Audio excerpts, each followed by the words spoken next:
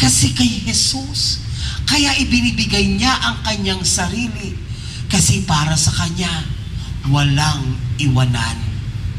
Walang iwanan. Sabihin nga po natin, walang iwanan.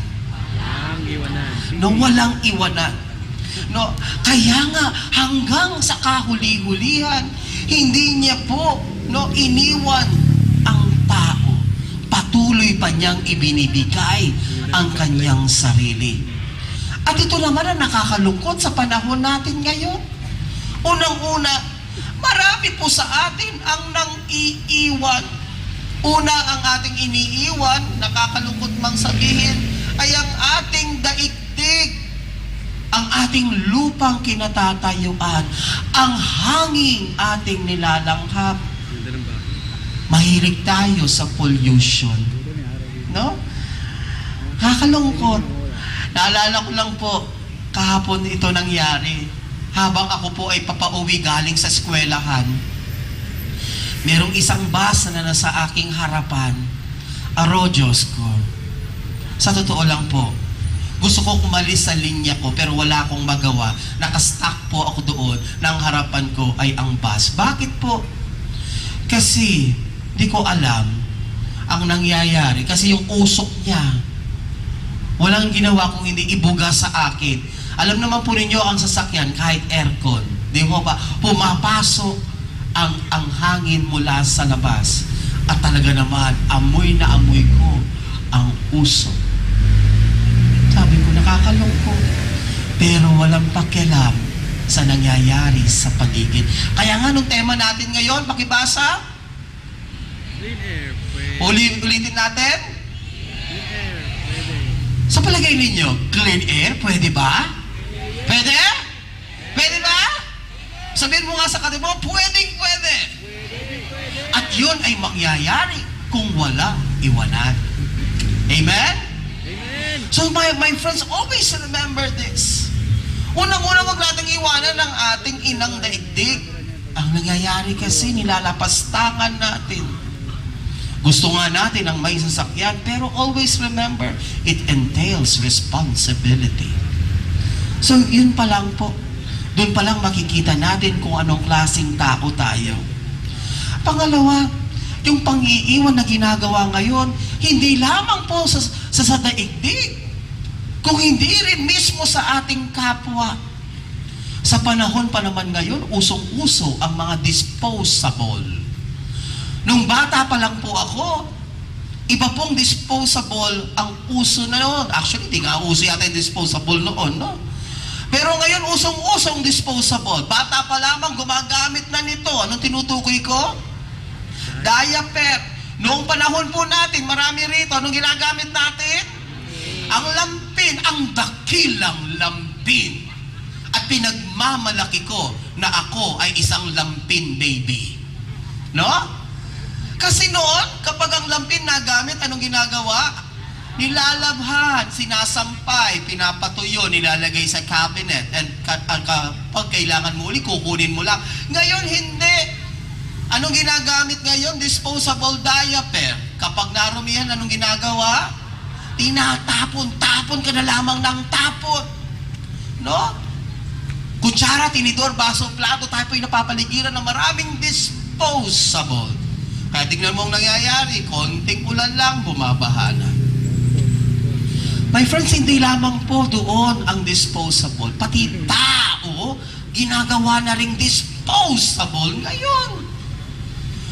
Kapag ang katawan ni Mrs. ay naging 1.5 liter, Diyos ko, ano ang ginagawa ng iba? Naghahanap ng sakto size ng 8 ounce na katawan at iniiwan si Mrs. My friends, ginagawang disposable. Tignan mo ang katabi mo kung disposable yan. Wag na, baka masampal ka pa. Anyway, my point is this. Wag mang iwan. Tandaan natin na pagkatapos ng ating buhay dito sa lupa, hindi tayo tatanungin ng Diyos kung gaano tayo kayaman o anong posisyon tayong meron sa trabaho. Hindi rin tayo tatanungin kung anong natapos natin sa eskwelahan o kung ilang medalyang ating natanggap at marami pang iba.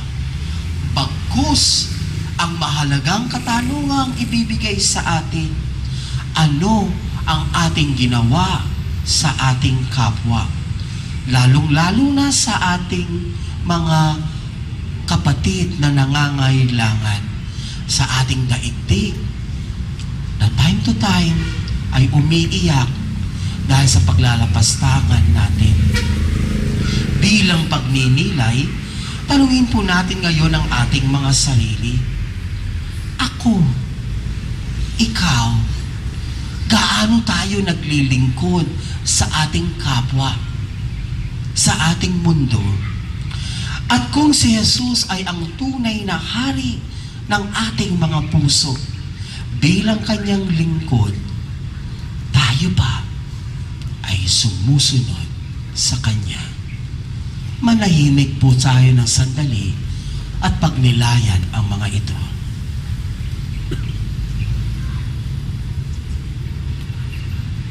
At bilang pagpapahayag na si Jesus ang tunay na hari, tayo na po ngayon magsitayo at ating ipahayag ang ating pananampalataya.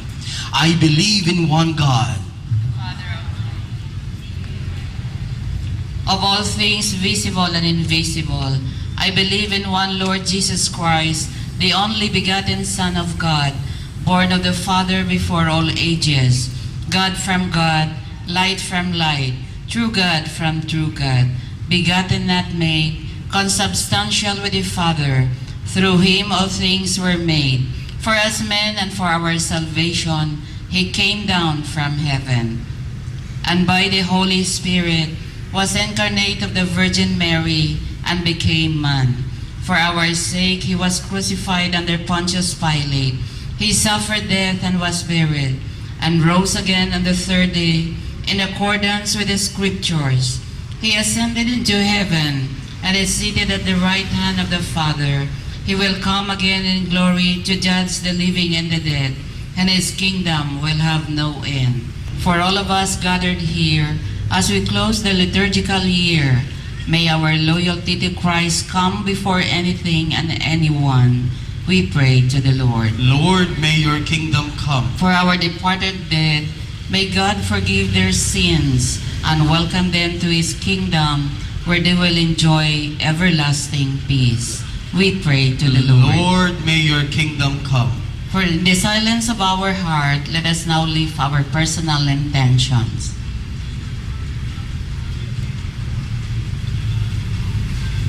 We pray to the Lord. Lord, may your kingdom come. Heavenly Father, make us loyal and true followers of Christ, our Savior and King. Amidst life's difficulties, may we draw courage from Him who has overcome the world and now reigns with you forever and ever. Amen.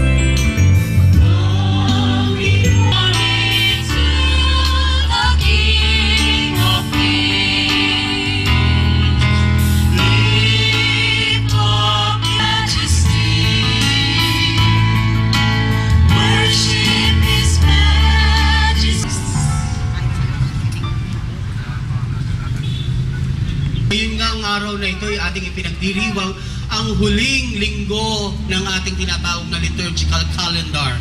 Ngayon nga ay ang kapistahan ng Kristong Hari. So sa susunod na linggo, ano pong susunod? Adbyento na. No? Adbyento na. Advent na po. At inaanyayahan ko po kayo na pumunta sa kanya-kanyang mga parokya.